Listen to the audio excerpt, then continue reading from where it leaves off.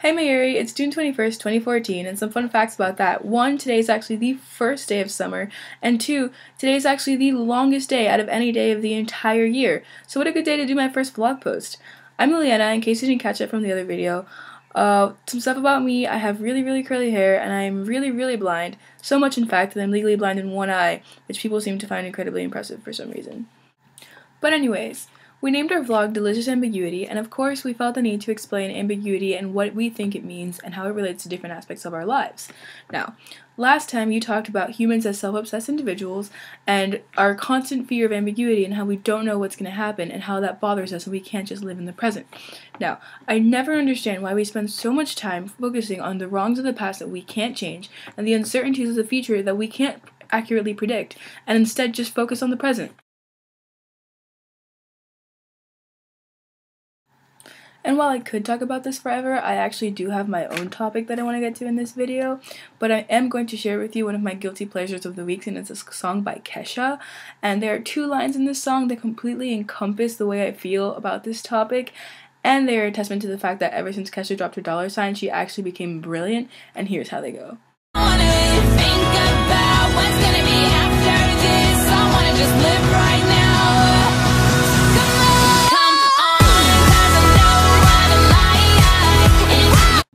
Alright, don't worry, I promise that's over. So today the topic I actually want to talk about is linguistic ambiguity. Now, when it comes to linguistic ambiguity, one of the biggest focuses is obviously language, and I really wanted to talk about the fact that language really in its entirety is a social agreement. We have different meanings for different words, we give things names, but all of those things are just things we've decided on and meanings that we've given them and we've assigned them. For example, take this cup. This cup that's been sitting on my desk for the past 3 days because I think it's pretty. This cup is only a cup because we have decided it's a cup. Someone somewhere one day decided, hey, something that you drink out of, it's going to be called a cup, regardless of whether it's made of paper, made of glass, made out of some rock that you somehow managed to carve out and drink from if that's what you're into. But all those things are going to be called cups. And the word cup, if I keep saying the word cup over and over, eventually it's going to lose its meaning in your head. Why? Because the word cup only means cup because that's something that we decided on. And all of this becomes even more confusing when you have words that have more than one meaning. Now, let's talk about the word here.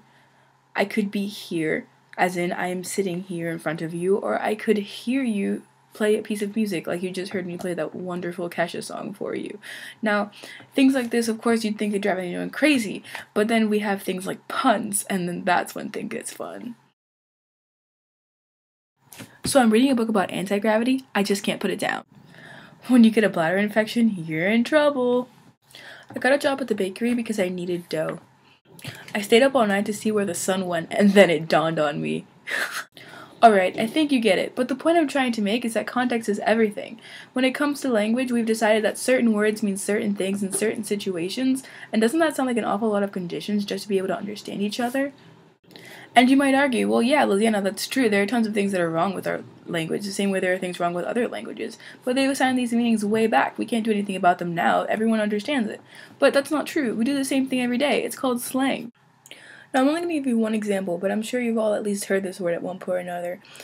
For many years, a ratchet was a tool. In fact, I looked up the definition online just because I didn't know it off the top of my head, and it says, a ratchet is a device consisting of a bar or wheel with a set of angled teeth in which a panel, cog, or tooth engages, allowing motion in one direction only. Now, nowadays, you can use the word ratchet to describe just about anything, and it's a pejorative. So I went shopping today, and one of the girls in the dressing room next to me when I was trying something on asked her friend if a dress made her look ratchet. Now I thought to myself, I don't know, does this dress make you look like a tool that only allows motion in one direction? Is that what you were asking? I'm not really sure. Obviously she was talking about a completely different kind of ratchet, and that's perfectly fine. Our language allows for evolution, it's progressive, it allows us to assign new meanings to words that already exist, and that's fine. And with that said, I think I'm going to end this video. I really hope that I was able to either open your eyes to something you hadn't considered before, or perhaps restart a conversation that you had probably forgotten about. I really enjoyed making this video, and I can't wait to make the one next week, and here's to delicious ambiguity.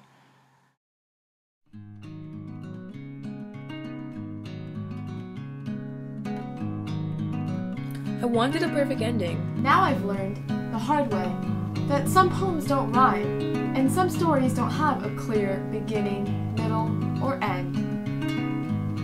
Life is about not knowing, having to change, taking the moment and making the best of it without knowing what's going to happen next. Is about that delicious ambiguity.